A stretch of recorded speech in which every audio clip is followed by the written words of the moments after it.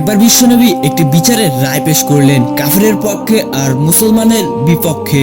এতে মুসলমান ব্যক্তি নাখুশ হয়ে হযরত ওমরের কাছে গিয়ে বলল, হে ওমর, আমি বিশ্বনবীর কাছে বিচার চাইতে গিয়েছিলাম, তিনি কাফিরের পক্ষে রায় পেশ করলেন, অথচ আমি মুসলমান, আমি চান্দা টান্দা দেই, তিনি কিভাবে আমার বিপক্ষে রায় পেশ করলেন? হে ওমর, তুমি অনেক জ্ঞানী মানুষ, তুমি আমার এই বিচারে সানি করে দাও। হযরত ওমর ঘরের ভিতর থেকে একটি তলোয়ারি নিয়ে এসে বললেন, বিশ্বনবী বিচার করে দেওয়ার পর যে ব্যক্তি আমার কাছে বিচার সানি করতে আসে তার বিচারের সানি আমি এভাবেই করে দেই। তলোয়ারি দিয়ে আঘাত করলে লোকটার কল্লা কেটে শরীর থেকে আলাদা হয়ে গেল।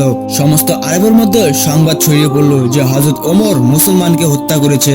বিশ্বনবী চিন্তিত হয়ে গেলেন। এদিকে আরশে আজিম থেকে মহান আল্লাহ রাব্বুল আলামিন তিনি পবিত্র কুরআনের আয়াত নাজিল করে বললেন, হে নবী, আপনার রবের কসম, এই ব্যক্তি মুমিন ছিল না, বরং সে ছিল মুনাফিক।